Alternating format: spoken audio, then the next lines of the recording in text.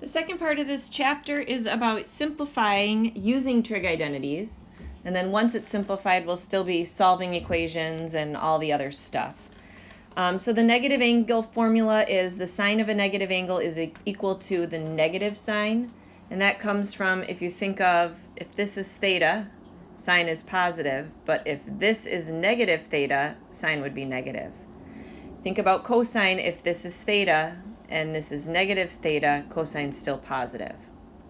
Supplementary angle formula, because of the reflection on the x-axis. So this is the reflection, this is the reflection on the x-axis. And then if you think about the y-axis, if you reflect this angle over here to get the supplement, sine doesn't change, but cosine becomes negative. And then the complementary angles are the reflection on the line y equals x. Basically, if you remember, the sine of pi over 6 is equal to the cosine of pi over 3, and those angles are complementary angles. And it works for any complementary angle. And then, of course, the Pythagorean identity, which you can rearrange into these right here.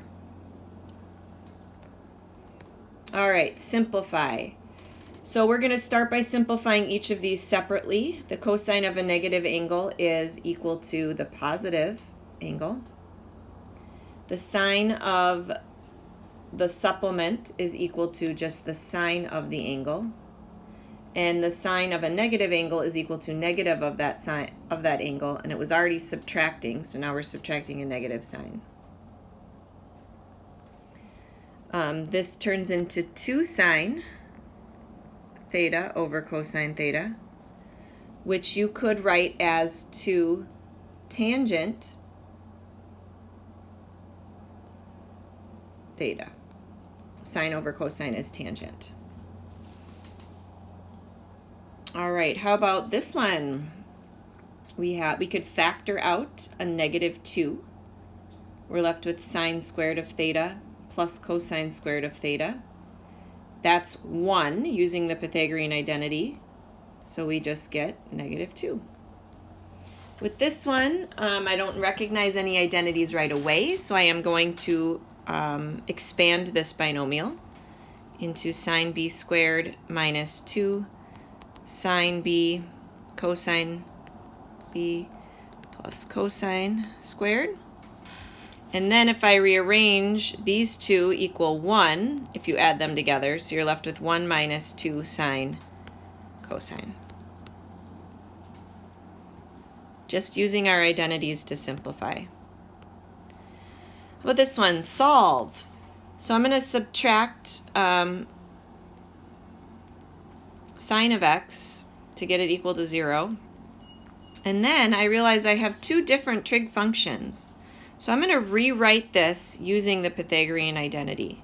Since sine squared plus cosine squared equals 1, then cosine squared would equal 1 minus sine squared.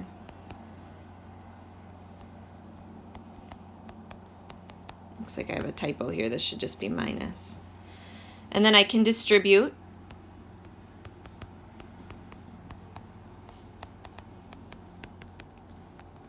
And then I can divide by 1 and reorder it so that the x squared or the sine squared comes first.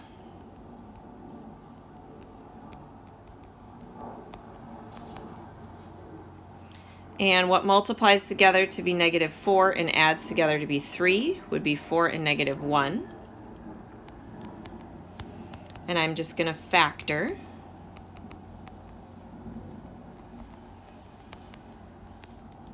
Take out a greatest common factor on the first 2.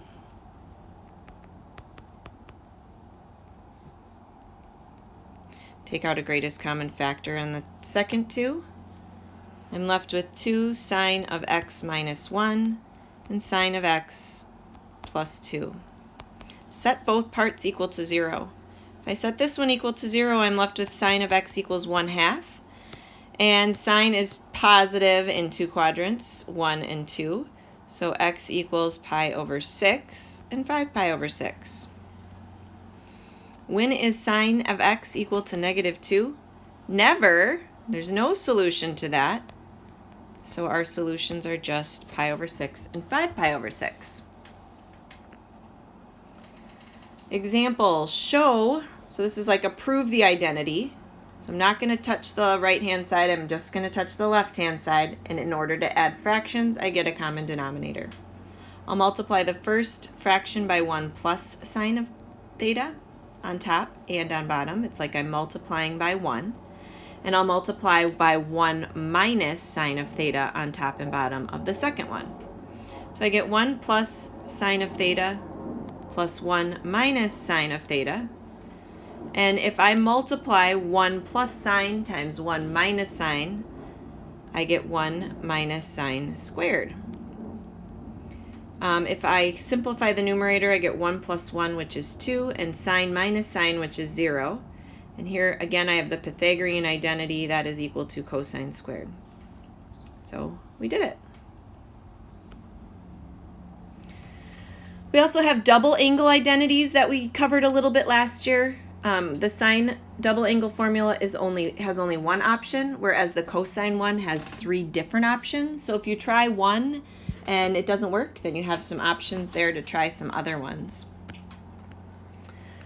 All right, given that sine equals 3 over 5 and cosine equals negative 4 over 5, find sine of 2 theta. So you're just using this formula right here, 2 sine times cosine.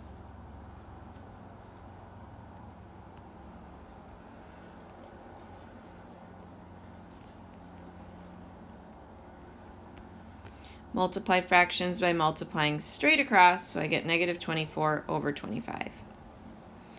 Cosine 2 theta, you get to pick which one you want to use. It doesn't matter.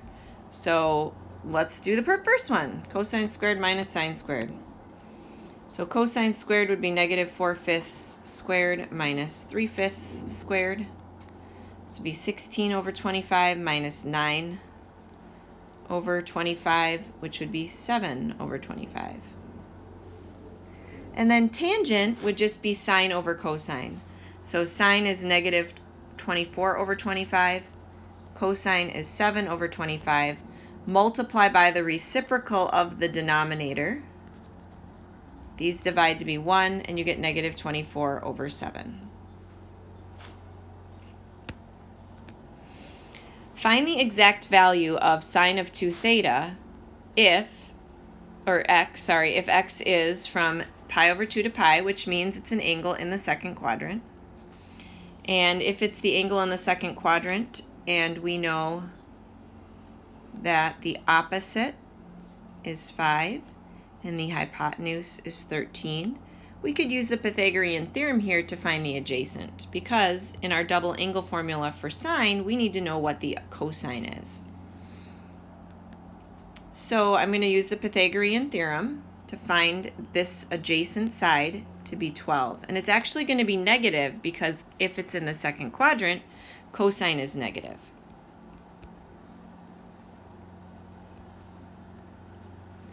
And so what do we get?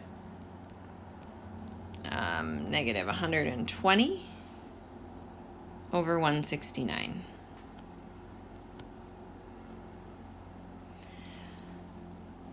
Last example, if x is acute and cosine of 2x equals 3/4, find the exact value of cosine. So because I don't know sine, I'm going to choose to use the formula that doesn't involve sine at all. I'm going to use this one. 2 cosine squared of theta minus 1.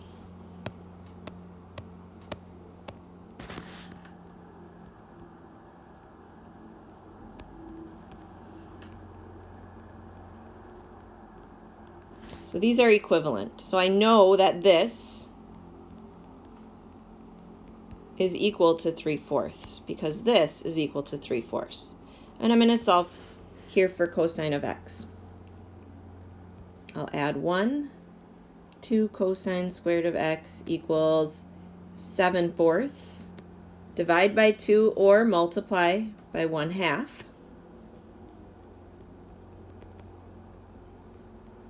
And take the square root.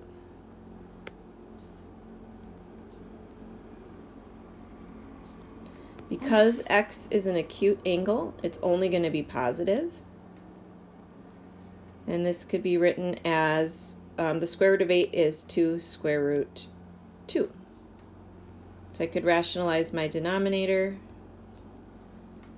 Cosine of x equals the square root of 14 over 4. And I'm done because they just asked for cosine. If I want to find sine now, I can use the Pythagorean identity to find the sine of x. So sine squared plus cosine squared equals 1.